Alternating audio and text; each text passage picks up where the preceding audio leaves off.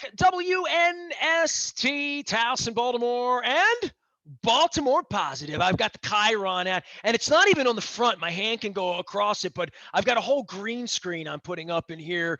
It's been a long, hard March, as they would say. Welcome to April. But it's been a long, hard March, and we're into our 30th year of doing whatever it is I do here. And I do appreciate all of our sponsors. This big new sponsorship with Wise Markets. I had Rob Santoni on this week, be talking about them and everything that's going on with Wise and Wise Conversations. I call them intelligent conversations. Our friends at Cole Roofing and Gordian Energy, who put this whole thing together for me to sort of step outside and talk about other things. But this guy has been in my life for almost 3 decades.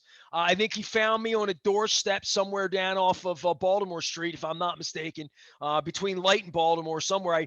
I'm going to let him tell the exact story when he came into my life, because it was pretty early on in the journey. And I'm reading The Tipping Point right now, Mike Wargo. I don't know if you're a Gladwell guy, but I mean, I read it 20 years ago, but I'm going back through with the marker and figuring out the points in my own journey in all of this. But how many people that you can collect in the modern era, and you don't need to keep them in a Rolodex or a fax, they just like pop up on Facebook. And I make some random reference to the Black Crows, and I've been working my ass off. My wife's been on a yoga board for a month, and I'm rebuilding my company, and I'm about to reestablish everything we're about to do. I'm about to go on a crab cake tour and invite you and your wife, Jen, to come have a crab cake in Maryland, where you belong, Carolina. But you came into my life when I was trying to build like a sports radio career, and we've been friends for 30 years, and I put a Black Crows piece up that wound up on my YouTube, and it was a concert, and I put a Wiser Time reference into, because I dropped song references like honeydew into a song, and damn if Facebook doesn't know you're a Rush fan and a Black Crows fan. So Mike Wargo, welcome back onto the program. We do video now. It's kind of cool, man. I can see all your Carolina crap behind. Well, I set that up on purpose. I didn't. I had my choice of places to as a background for today, but that's not a fake green screen. That's real. Yes.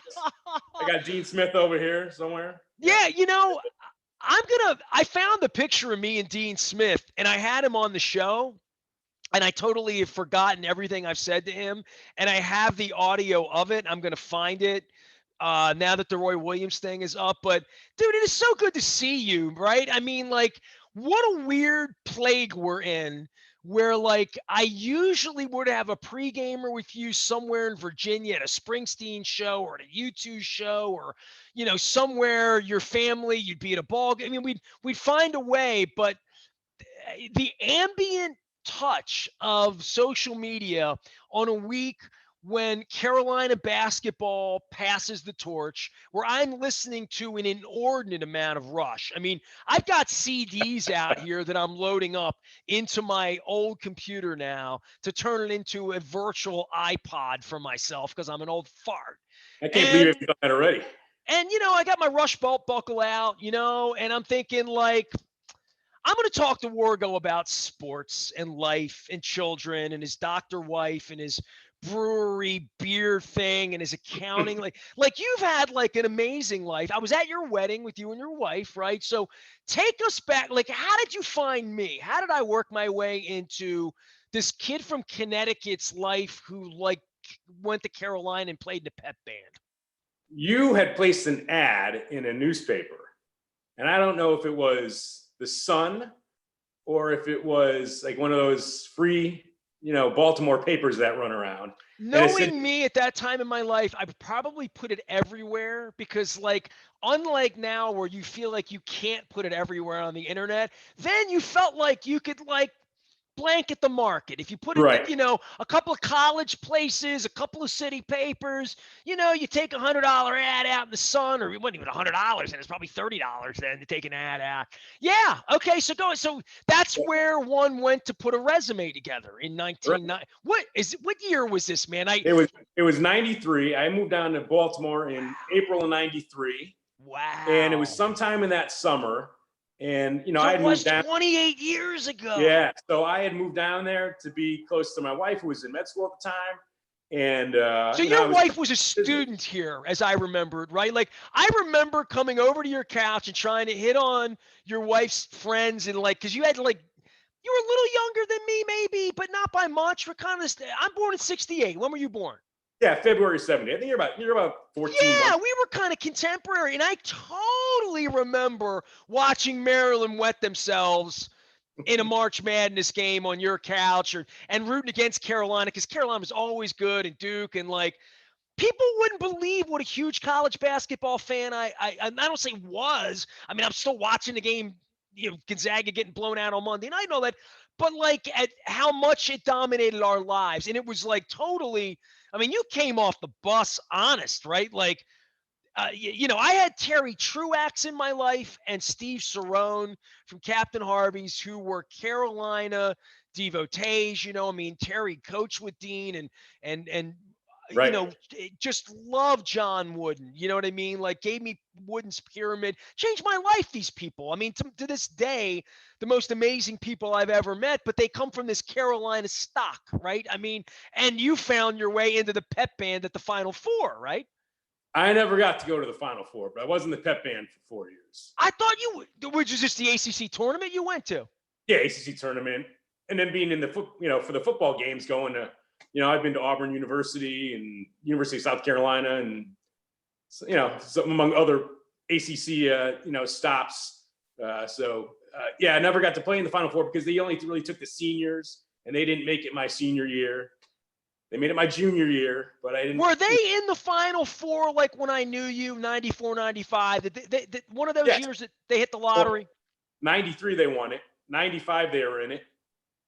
And in 97 So when I met you, they were about to win the championship.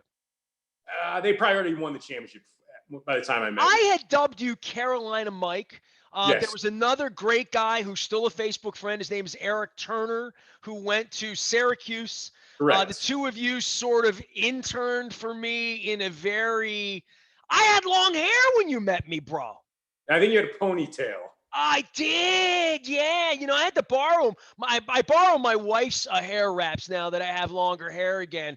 And this is totally COVID, man. I mean, and I'm just trying to.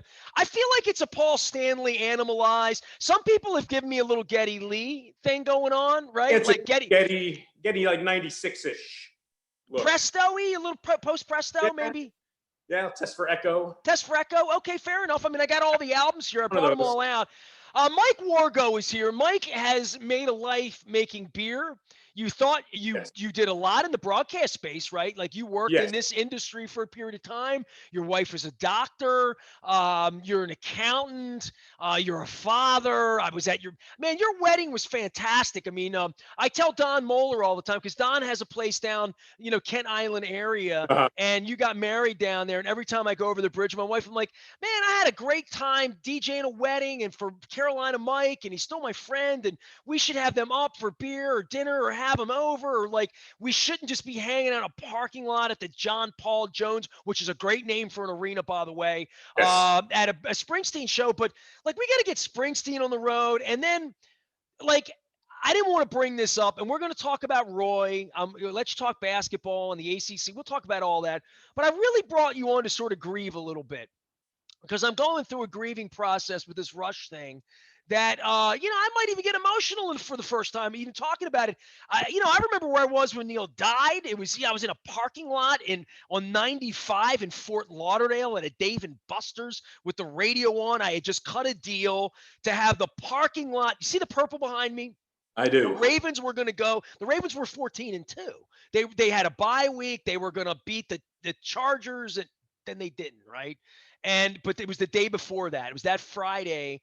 I'm in Fort Lauderdale, tops off. It's 80 degrees. I'm eating Cuban food in a Dave & Buster's parking lot, and Neil Peart dies. And I'm like, I don't even know how to handle this. I'm still struggling with this. And I watched Alex Lifeson, but dude, have I been listening to Rush and listening to the words again? And man, the songs you sang like the analog kid in New World Man when you were 13 years old and you spun signals for the first time on an album, on a turntable, on Bank Street and done. It's incredible what music is. I mean, and music is such a part of your life as well. I love it. And I mean, I'm with you. I think it was in my car driving my kid to a basketball practice when I heard on the radio that he had died. And it was just such a shock. And I think I did tear up a little bit. And I still play them all the time. They're still my favorite band. I wish I could go see them. I can't believe it's been 6 years since I saw him live. What the hell do you do with all these CDs? Every year. Can I ask you, what do you do with a Roll the Bones CD? I really don't know, but I have them all, and they weren't even on my iPod. They weren't in my iTunes. So I'm ditching off. I have an old computer here that's still incredibly functional. I wrote a book on this computer called Purple Rain 2. You see that thing on the side of it? That's like a disk drive, dude. Like, this is Exit Stage Left, by the way, which I've been watching the video a lot. This is a song about a car. This is called Rad Barchetta. So anyway, I've been putting stuff in here, having some fun, and trying to get back to the album music. And I was never a Carousel Steel guy, or even 2112, fine, but I was much more about the live music, right? And Exit Stage Left, and seeing the band on that tour and discovering them in Permanent Waves. But what a lifetime of music. The thing that really boggles my mind about Rush, and I think about you too, is about how they've kept the band together. And now that they kept the band together for a lifetime, and now he's gone. And I'm like, it's one thing for my boys in Styx to not get along with Dennis, or throwing guys out of bands, or tragedies strike, or just all sorts of things. Guys don't get along. We all grow. My life has changed dramatically in 28 years, and who stays in my life and isn't in my band anymore and was at one point, famously, like the Black Crowes almost. Great book, by the way. You read Gorman's book? I have not. I know he was a talk show host, though, too. He does a sports talk radio show, doesn't he? He did for a long, long time. Yeah. You love the Black Crowes, right? Yeah, they're great. They're great. Read the book. It's the best rock and roll book I've ever read. And I've read a lot of rock and roll, Nirvana, Zeppelin, Stones down the line, Ozzy, Motley Crue. I've read some books. Man, Steve Gorman did an unbelievable job with that book. But for me, with music and keeping the band together, and I once went, because you'll appreciate this, because it brings Springsteen together, and it brings Scunny into the story from Nacho Mamas, because Jackie McCusker was on earlier this month talking about the beauty of COVID, which is a bizarre statement, but trying to find that she lost her husband, Scunny, a weekend that I was at chasing Springsteen. And I was in Nova Scotia, don't you know? And I was up in Moncton, New Brunswick, on a hill called Magnetic Hill. And Springsteen was playing up there, and we were at a man's house, and we're in Canada, and this is an older man from Western Canada who was a scholarly, brilliant kind of man, read books, very religious. His name was Dale Lutz, with a Z, let me tell you. That's for my wife, because she loved this guy. So he would make us like scones for breakfast. We're staying at this bed and breakfast, and Bruce is playing literally in his backyard, literally. He bought a grill for like 20 people who came in from Prince Edward Island and brought oysters. It was an insane party, right? So we're up here, and and we wind up losing Scunny that weekend, and so bringing all of this together with music and rock and roll and all of this, I'm on this man's couch in Canada, and he had never heard of Neil Peart, because he sort of sworn off rock and roll. He was kind of one of those guys, but saw right. And I told him, I said, dude, Neil Peart might be the greatest writer of songs there's ever been. And the day he died, all people could talk about was what a great drummer he was, right? Mm-hmm. Like, and his drum skill set. I want to leave that to you, from being a guy who was a musician. And we had a great piano player on at Daryl Davis this week as well. You should go check out. But from a drum perspective, I don't know enough about percussion other than the air drum, right? And every time I've tried to pick up a drumstick, Johnny Allen laughs at me.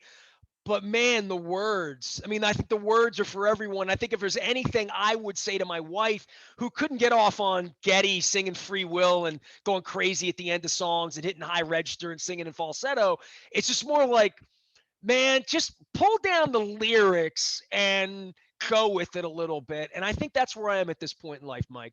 Yeah, and the thing is, even I've heard every Rush song hundreds and hundreds of times, but it just seems every time you listen to it, you pick out one new little, part of a lyric that really hits you. or it hits you in a different way than it did in the past. So you're like constantly, revisiting these songs and learning something new about them.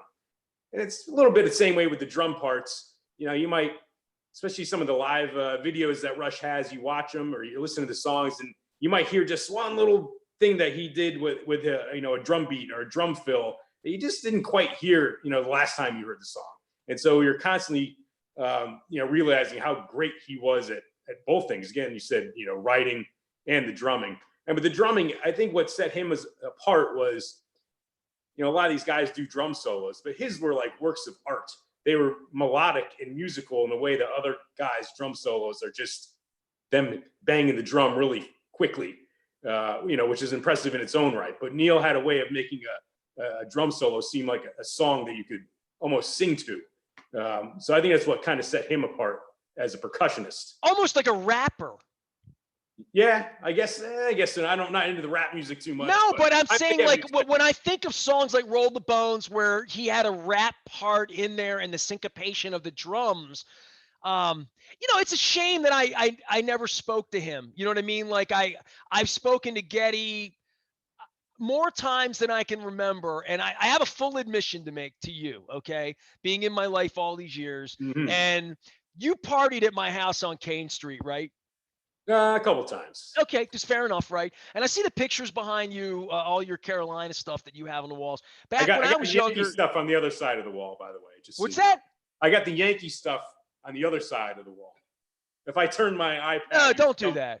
Oh, my Yankees. Not after Monday night, at least. Not after. I think that ball Stanton hits hadn't landed yet. Yeah, so still go. I have all of this autograph stuff that I collected through my life, and I honestly stopped collecting it right around the time I met you. I don't have much during the sports era. After 1993, I stopped getting anybody to sign anything that I wasn't giving away. I mean, I might have 3 Joe Flacco things laying around that my kid got, or something Messina signed, or Ray Lewis, but I do not have any for all of the Ravens I've had at the bar. I don't have anything really autographed, but I have rock star stuff out the wazoo from every time I was in front of John Bon Jovi or David Bowie and I went to dinner with him, or I went to lunch with Robert Plant and had a bowl of soup. He signed a bunch of stuff. So Billy Joel, I have all of this stuff, and it's been in a case for 35 years. Apparently, I should have kept the George Brett rookie card. I mean, Mark Miller told me that from Blondell Miller Schuler. That I really lost out on that. But I have Tony Gwynn gave me a bat. He pulled it out of a rack and handed it to me in Houston when he was retiring and signed it. So I have all of this stuff, and I put it in an auction this month for the first time in my life. I just took it all to David Hunt, who comes every year for 15 years. At one point, I had a Louis Aparicio jersey that I had acquired that I just was afraid a moth was going to get to, and I wanted it under glass.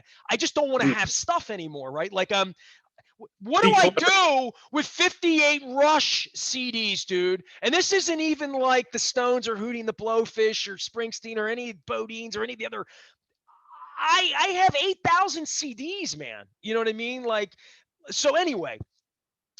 The Rush thing is amazing because I got rid of everything, right? Like, you can go to Hunt Auctions. It's item number 600 through 700. Me and 3 other people put a bunch of stuff in, and it's literally everything Paul McCartney. I have all of this stuff that I acquired that I just don't want to have in a box anymore. Like, because it was on my wall, if you remember when we were younger, right? So a lot of that's off the wall now. Some of it's a little damaged. It broke my heart that the Rush, I had a Geddy Lee thing get a little destroyed. So I get rid of all of this stuff, and I go through all of my CDs, and I thought like I had gotten rid of everything. And then this literally happened after I booked you on the show, so you'll really appreciate this. And only you might even know what it is. How about this? You ready? I thought I had gotten rid of everything, and I found this. My favorite headache. Yeah, and I had it like in a plastic bag. So I'm going to keep this forever. Thank you, Geddy, who signed a bunch of stuff over the years and has been very kind to me. I really wish at one point I would have had Alex on the show, because Alex apparently has the sense of humor, right? Like, Alex would have been the guy talking hockey with me, right? Yeah. So he's still alive, so I still have a chance, right? Yes. I wish the one time Geddy was on your show, you were doing the baseball preview show, and I was on, answering phones to you that day.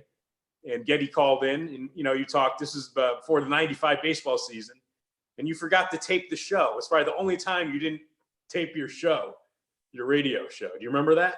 I found the tape of it, and it's in such a bad mono situation that I think it's unsavable. But Okay. I've kept. I thought you forgot to tape that show. I have an incredible archive. Dude, I have 20 or 30 tapes with you on it. And if this camera turned, I'd show you that I have a tape deck. Literally, I'm touching it right now, So I have mini disc, VHS, but I don't use it anymore because I pretty much, when my wife got sick in 14 and was diagnosed with leukemia, I had mini discs of all the old interviews and portable players that I took to her bedside when she was just sick and not so well. And it gave me something to do. I got it all into MP3 format. So I found all this stuff. I have the Dean Smith thing, and I have not listened to it. And I remember it. You weren't in my life at that point. So that was probably 1999. Andy Mueller was my producer then. Did you know Andy? Another Syracuse. No, I don't. No, that name doesn't sound familiar. Andy's one of the all-time greats. All of you were. I'm indebted to all of you for how and for collecting all of these wacky Carolina fans and Rush fans and Springsteen people. I still owe it to you that I got to see the Springsteen acoustic show because you had a ticket and I didn't. But I don't know how that worked. I mean, you usually had the tickets and I didn't, but that's not true. Yeah. Well, you go to way more shows than I do. Dude, when I think of you, I think of you hooking me up with that Springsteen ticket. So, that puts you in special company. You and Nils Lofgren, I would say, That was a good night. But in 1999, I got invited when I was filling in at Sporting News Radio, and the New York promoter liked me and knew I was about to get a gig at Sporting News. And I owned the station, and I was leasing it, but running it in Baltimore. So it was 99, and we got an invite, and there were like 3 radio stations. Me, Sporting News, Papa Joe was there, and we used their line. And me and Scotty P and Andy took the train to Madison Square Garden. You can look this up. It was the 50th anniversary of Sports Illustrated. And it was the largest collection. And I don't know that there's ever been anything like this night where Ali was standing next to a 21-year-old Tiger Woods, next to Kareem Abdul-Jabbar, next to Sir Roger Bannister. So that night on the show, just that night in my booth in 2.5 hours during a cocktail party, the amount of people I had, it would boggle your mind. Like, that was the greatest show I've ever done if you're talking about sitting in one place and having people sit down. Mike Eruzione sat down. Roger Clemens sat down. Jason Sehorn, Bobby Valentine. There you go, Connecticut. I'm sure you ate some Valentines in your day, Mr. Connecticut. But Carl Lewis sat down. Jim Brown sat down. But Dean Smith sat down next to me.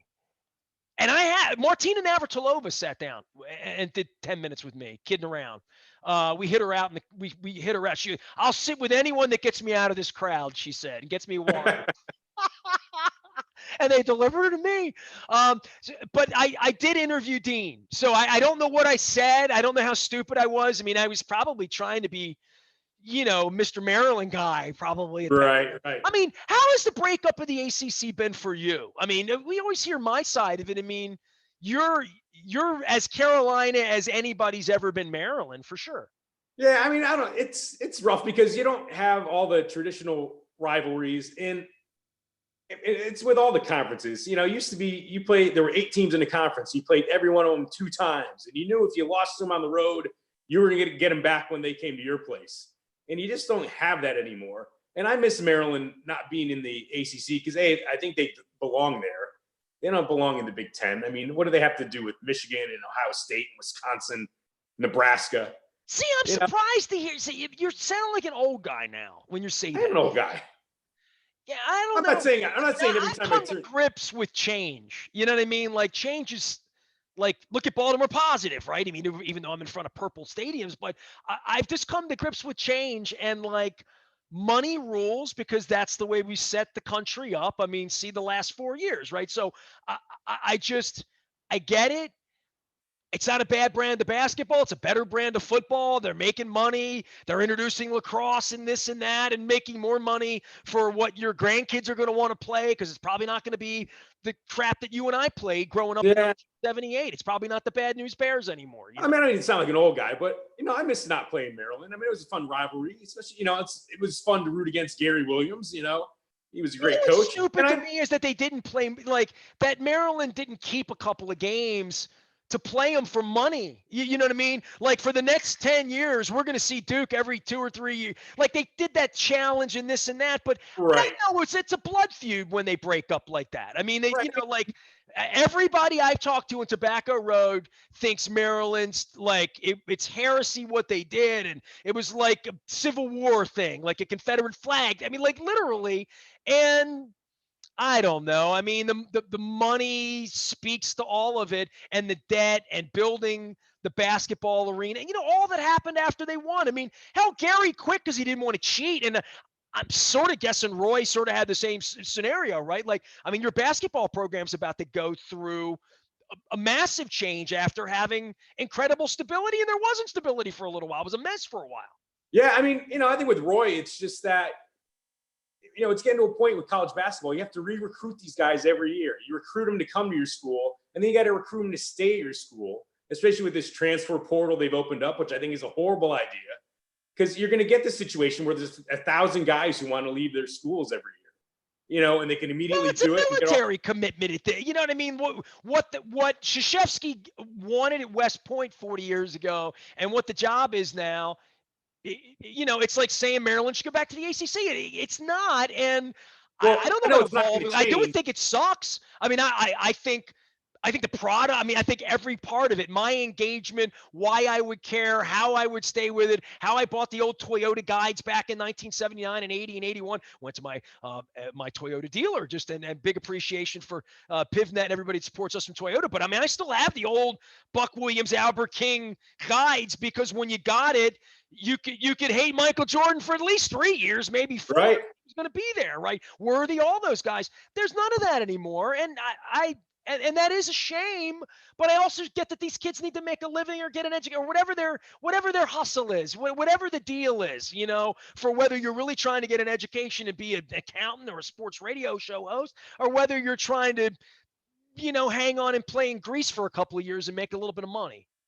Well, that's what the part I don't like about it is there are certainly guys who are ready to go to the NBA. There's some of them are ready to go to the NBA after high school, like LeBron James or Kobe Bryant. Some guys are ready after 1 year of college. But the problem is there's too many of them who are not ready to go to the NBA after 1 year, but they all think they are. So, perfect example, this guy who went to Carolina, Day'Ron Sharpe. He's going to the NBA this year. He's got an NBA body. He can rebound the basketball, but he makes a lot of mistakes. Can't really shoot. Misses 60% of his shots, even around the rim. So would he be better served? And that's just Carolina Mike talking about. Imagine how the NBA scouts feel about it when they start measuring him. Right. So would he be better served staying at Carolina another year, starting for them next year, getting 30 minutes a game against top-level competition? Or would he be better served going to the NBA? He's going to probably get drafted somewhere between 20 and 30, which means he's going to a good team, which means he's not going to get a lot of playing time, right? So is he better served staying at Carolina for another year? But he's going to have money in the bank. Right, but if you're not improving, you're not going to get to the point where you're a starter in the NBA. That money is going to be gone in 3 years. So, are you more interested in getting money, next year, or are you interested in building a career for 15 Try years? and explain that to 100 kids fighting for 15 jobs is like, it's not even 100 kids, it's 1,000 kids, but it's 100 willing to bet foolishly, right? Put the wrong hand in the table I mean, once you get to these places like Carolina and you get to these big schools, there is this whole notion of the pressure that begins from the minute you arrive as to how long you're staying. And that's after the Diamond Stones here and the Suleimans and the best team Turgeon had was these transfers and this kid that he steals out of Milwaukee. And, the team's a turd because There's one ball. You It's still need a team game, man. and you need chemistry, and chemistry is not built overnight. I mean, that that for sure. I think it's just do you want to have a long-term career? Now these guys might be able to hang on and go play in Europe and make a living, but most of these guys don't dream about doing that. They're dreaming about playing in the NBA. And I just think if you take a little more time to develop yourself in the long run, you're going to have a better and longer career. I've always felt that way. And I don't blame guys going pro, but you got to go when you're ready, not when you want to. There's tons of guys who left school early. Yeah, they'll get drafted, and then 3 years down the line, when the rookie contract runs out, they're playing in the D League. And I don't think that's what any of these guys had in mind when they left school. D League I like was the D League that Duke was in a couple weeks ago, right? I mean, we could both agree on that, right? I mean, I've given up. I've dropped the sword on hating on Duke and Carolina, and even as much as Carolina's won lately and whatnot, I'm trying to get into the Big Ten thing, and I'm figuring until we really hate Ohio State or hate Penn State or feel really good when Ohio State spits up, or Illinois or North. I don't know that I'm ever going to have ill will for Iowa except voting rights. You know what I mean? I don't know. But I would say this about the Big Ten rivalries and all of this. I think over the next 15 years, Maryland's better suited to be there, and I can sort of halo and let it go in the way that, I don't know, I let go of the Miami Dolphins, when I was a kid, right? So I was in that division for a while. Now I'm not anymore, right? Yeah, you develop new rivalries, but they don't develop overnight. It takes time. You can't force a rivalry, really.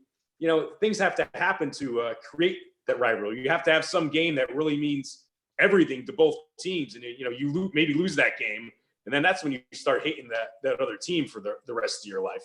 I still hate Arkansas because they beat Carolina in '95 in the Final Four.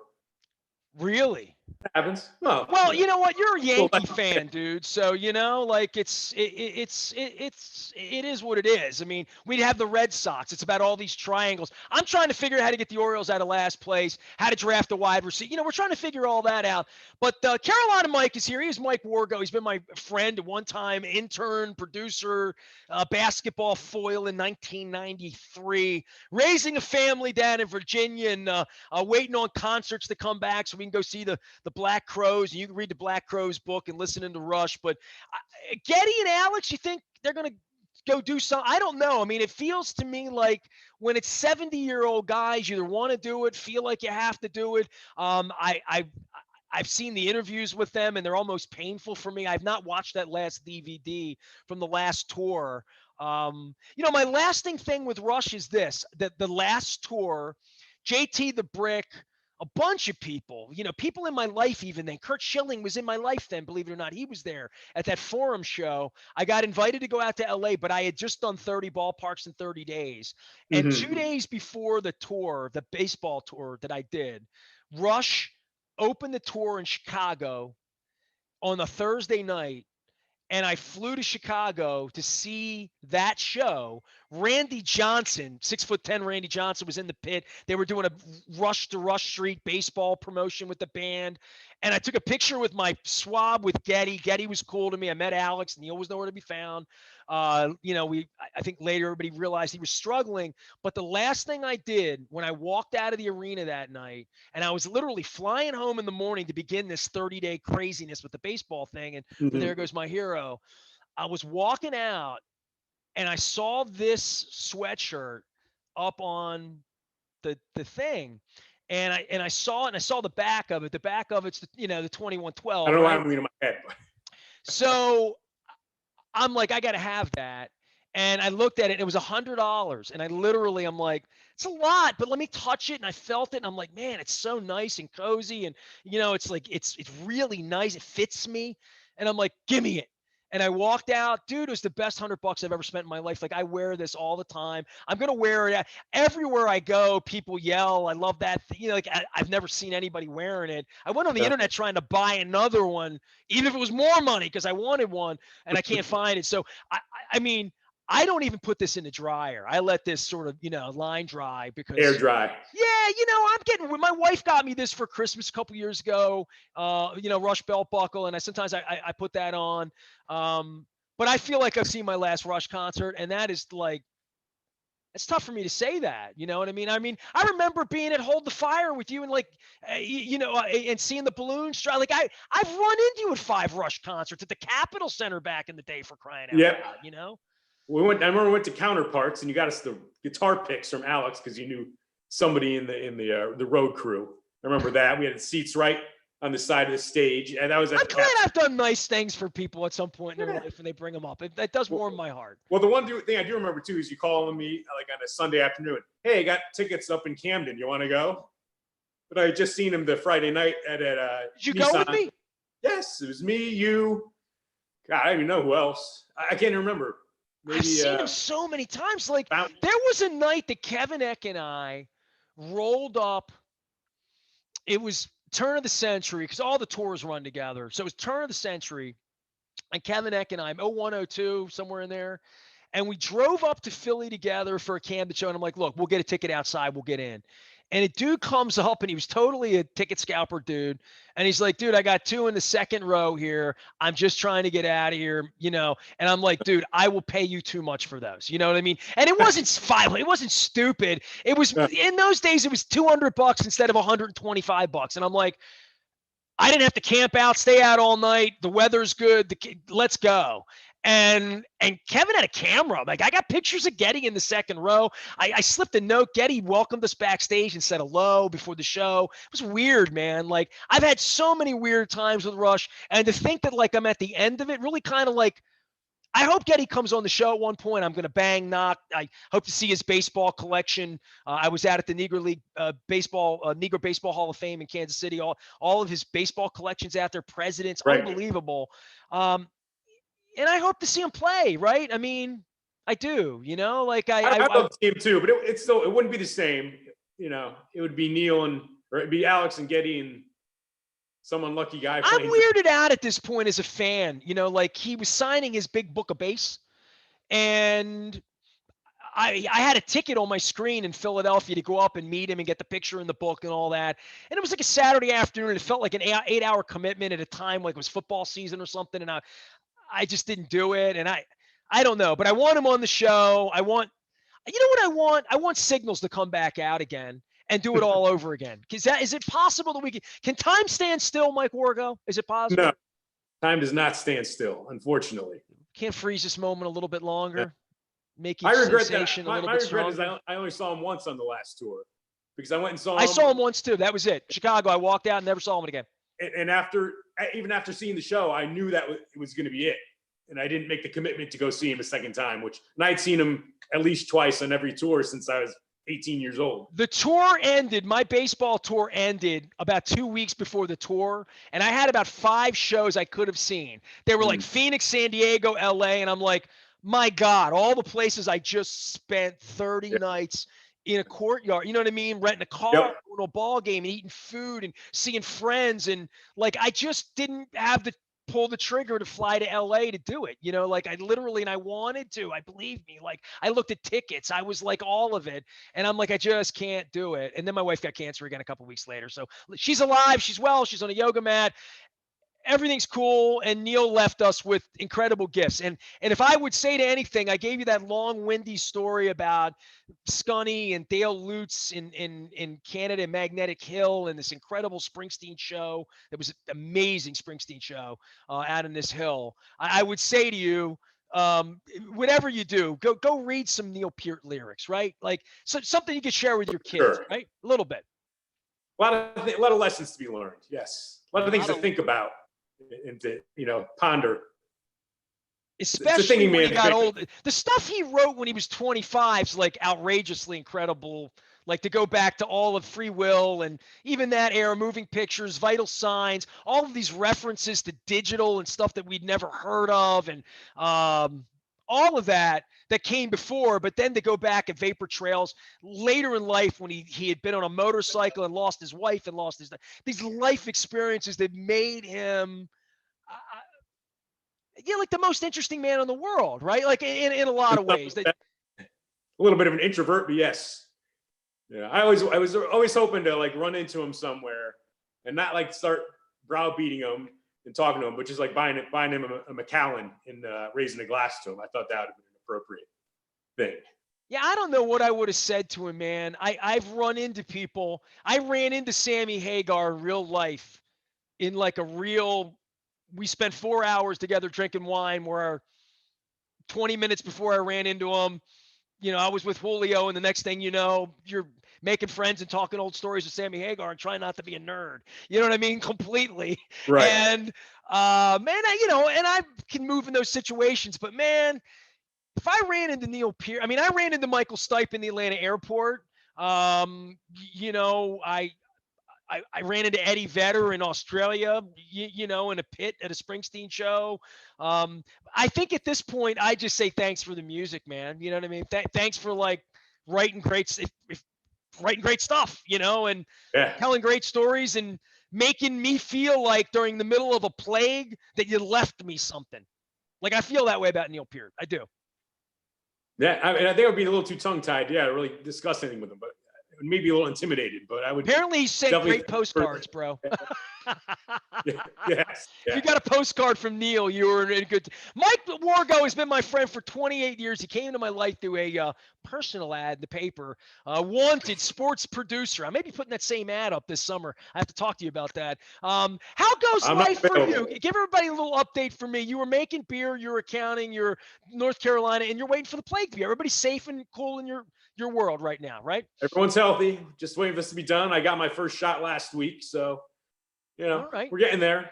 I'm getting my arm ready. I'm doing push-ups, trying to get My ready. arm hurt for like 2 days, so no effects except for that. But that's normal with a shot. You know what we should do one night when these masks come off? We should have you Yes. go over to the condo. I should get the biggest screen I can find and the loudest ish I can make and crank up Exit Stage Left in Dolby Sound. I mean, if you prefer another show, go for it. You pick any tour you want. I'm just going like old school enough to feel like I could hear some Xanadu, hear some Passage to Bangkok, give me a little Free Will, a little Limelight, a little Red Barchetta, and I could call it a night. Like that's what we have left now: gathering with friends and watching DVDs. Yes. I would probably go with I'd go with R40 so we could listen to Cygnus, Hemispheres, Xanadu. That was a nice little stretch they put together in that. Having seen the Stones in Rio on the beach, I would go with Russian Rio because that's a good one too. Hearing the fans sing YYZ, which has no words, is to see the band react otherworldly because they had never heard such a thing. That was like sort of amazing. All right, enough of Rush geekdom. I at least allowed you to say something nice about Caroline on the way out to Roy. Okay. Thanks. Yeah, I'll always think of him hopes. as Kansas myself, but we got high hopes. Hubert Davis coming in. I'm excited about that selection. Yeah, graduated with me. I'll tell you. So Hubert Davis is the only Carolina basketball player I have even had any contact with remotely. He was friends of a friend of mine when we were at school, so I met him. Your era. We graduated the same year, so I had met him a couple times at Carolina. Once at a party he came to, and then when I started working for you, and I was going down to the Cap Center and covering the Bullets, getting you pregame guests. I don't know if you remember all that. I actually have. I found recently liners from Chris Webber, Juwan Howard, Rex Chapman. I mean, there were some. Jim Lynam was one of my absolute favorite cool people to ever talk to. I love Jim. Yeah, Lynam. He was a fun dude. He actually coached at Fairfield University, which is in the town that I grew up in. So anyway, with Hubert Davis. So when I was going down to these Bullets games all the time, when the Knicks came into town, first time they came in, I made it a point to go say, hey, Mike Wargo, I went to University of North Carolina. I met you a couple of times, and I dropped the name of my mutual friend, and he immediately kind of lit up. And so I made it a point to go talk to him every time the Knicks came into town over the couple of years when I was doing this for you. And he always remembered me. We'd have a little chat. So he's the one NBA player I know in the slightest little way. I'm sure he wouldn't remember me today, but. This is like me. I know one hockey coach, Barry Trotz, right? And he winds up being Barry Trotz, right? Like it's crazy. Yeah. So, I didn't know this guy was going to become the head coach of my alma mater, 30 years down the line. But I'm excited for him to have the job. He is he is the same cut of Dean and Roy, the guys he learned from. And I think he's going to carry on the Carolina tradition and culture which I think is the main thing. I think that's what they were looking for in their new coach. Somebody's going to carry on the culture of UNC basketball, and I think he's going to do that. We'll see if he's going to become a great coach or not. I mean, who knows? I know they say he doesn't have any head coaching experience, but Dean didn't have any head coaching experience when he got the main job. Roy had no head coaching experience when he got the main job at Kansas. And, everybody's got to start somewhere. But, so I'm excited to see what happens. And we got John Harbaugh here, right? You've never been head coach, right? Things worked out okay. He's a special teams coach. It's not, you either have it or you don't, and you're not going to really know until you're put in the position. But, obviously the Ravens saw something in John Harbaugh, many years ago to make him their head coach. And it's turned out pretty good for them. He is Mike Wargo. He was my producer and a co-host 28 years ago, and he keeps popping up on my timeline because I keep sharing music and he keeps liking it. If you keep on, mentioning lyrics, and I'll respond to it. So. Well, maybe one day we'll dine on honeydew or hot dogs or something at a ball game with your kids and family. I'd even go to a Yankee game with you at this point. I mean, not at Yankee Stadium, but I'm trying to find. Are you still in love with baseball? Because I've been asking this question to everyone at this time of year. Yeah. I mean, maybe not the same way as when I was 18 years old, but I still love baseball. I still love watching it. I had the game on the other night. The Orioles-Yankees game with the Stanton home run. Look up; it's still flying. It's still up there. I would say my favorite sport to watch is college basketball, but baseball is certainly number 2 in my book. And, I have 2 sons. One's a huge Orioles fan. One's a huge Yankees fan. So I got one of them right. I like one of them. Yeah. So we do go down to Camden Yards. We usually go down every year. And all right, dude. Next time you're here, this is the view from where I live. So we'll figure out some appropriate crab cakes for you tourist types. Okay? We'll get you over to Fadley's and make sure we get fed. How about that? That sounds good. I'm always up for good crab cake. They have beer there too. I hear you like it. Once in a while. Yeah, absolutely. Mike Wargo here. Do you want to give a contact or what you do? I mean, you help people with money, right? Like literally, right? I'm trying to. So yeah, I just got my master's degree in accounting just over a year ago. And the company I work for is actually based in Baltimore, called Gross Mendelsohn. They got their headquarters. Nice. It's right over near where Under Armour is. I'm very aware of Gross Mendelsohn. Yeah. Good work, Mike. I didn't know you were Baltimore based. That's good, man. Get some street cred here. I like it. I work in Virginia. We have a little office in Virginia. Of course, my office for the last year has been my basement or my den in my house, as with many people. But so that's what I've been doing. I'm really enjoying it, and a lot to learn in accounting. So every day is a learning experience. And hey, if you need a good accountant, contact Gross Mendelsohn. I would trust you. You won't talk with me, but. I would trust you. Absolutely. Mike Wargo joining us here. And Carolina Mike, you will always be Carolina Mike to me 28 years later. And you know I wore what? the special shirt today. So just a quick sad story about this shirt. Carolina it's from Hawaii where you lost something. Well, Carolina, they play in the Maui Invitational every 4 years. So for the last, 10 years, my wife and I, every time, we should go to the Maui Invitational one of these years. You ever been to Maui? No, I was supposed to go last November to go to the Maui Invitational, which is why I have this shirt. And of course, COVID made them move the tournament to Asheville, North Carolina, where I did not go. All right, I'm going to tell you something. In 4 years, I'll be there. Because I'm old, and we already talked about how old I am, right? And how old you are, and we've known each other a long time. I've been all over the world, right? I mean, a couple times, Australia, Asia, never been to Africa, working on it, going to get there, take my wife on safari. And I've been to like Tahiti. I mean, I've been to nice. I mean, I've been all over the Australian beach. I mean, like I've been to beautiful places.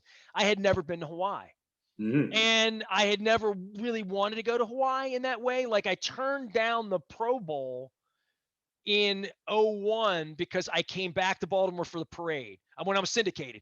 Sporting News. I turned down the Masters and I turned down Hawaii. All expenses, wake up, work. I like the job. It's just the Masters. There were other guys in the company that like golf more. And I'm like, let them go. I mean, I'll go, but like, let them go if they really want to go and they're better at it than me. Why, send the right doctor to the right operation. Right. But the Pro Bowl thing, Rod Woodson missed the parade. When I have Rod on, I always give him a hard time. He didn't come to the parade. He went to Hawaii. And I didn't go to Hawaii because the Pro Bowl was after the Super Bowl then. And so I never been. So 2 years ago, Southwest starts flying. We got points, miles, companion, all that. And the Ravens had a bye week after Seattle. This was the year we were really good. This was a year and a half ago, right before COVID. And so my wife and I did the Oahu and we did Maui. And like, I'll be honest with you, man, I wasn't looking forward to it in the way that like I was looking at brochures, or I didn't do it. It was football season, man. I'm working. I'm in Seattle. I said to my wife, whatever you plan, we'll do. You know, I just want to lay on the beach and eat some pineapple. And when we got there, man, Maui's badass, dude. And like, I can't believe nobody told me how great it was going to be. So I am going to tell you, you need to go. So I'm not rubbing in or anything like that. I'm just saying, like, nobody told me when I was 30, like, forget all these other places. Just go to Hawaii. Check it out. You'll go back. Once you go to Hawaii, you might not want to go to the Seychelles. You may just want to go to Hawaii again. And I'd be like, yeah, you're probably right. Well, hopefully 4 years or 3 years, whenever Carolina and you don't need a basketball game to go, even though you're Carolina Mike. But it's a nice excuse. All right, we'll go. Some of our friends go. Whatever you do, eat the pineapple and get the shrimp trucks, all right? Okay. Miss you. Well, baseball soon, all right? Yes, definitely. That'd be great. And I have tickets to go see Green Day this summer, which I was supposed to go see him last summer. So if you want to go to staying young and hip. See, I thought the next time I saw you would be like a Springsteen show, and I'm hoping that Bruce I like the new Bruce album. I've been listening. I'm starting to fall for it in some sort of tunnel of love kind of way, you know? Yeah, no, Green Day's great. I've seen them a couple times. They put on a great show, and it's gonna be them, Fall Out Boy, and Weezer. So fun time. Your kids must love you. That's great. You listen to stuff my kid listens to. That's cool. The last concert I took my kids to was the Foo Fighters a couple years ago at Meriwether, and they got introduced to the F-bomb very intimately. Well, if I died during COVID, my last concert was Cheap Trick. And they were really, really good. Thank you, Debbie Rondo out at the Warner Theater. All right, Mike, I got to run, man. Carolina Mike joining us here. My long time. I should have him more often talk music. And next time we come on, we'll do a Springsteen thing. When Springsteen announces the dates, you and Don Sheeler and all my Springsteen Mafia, Billy Yerma, y'all be coming back on. Peter DeLutis will be talking some Springsteen. All right, I am Nestor. We are WNST.net. My thanks to Wise Markets for making all of our intelligent conversations. There's nothing more wise or intelligent than reading the lyrics to Neil Peart and Rush. We are BaltimorePositive.com. All right. Thanks, Nestor.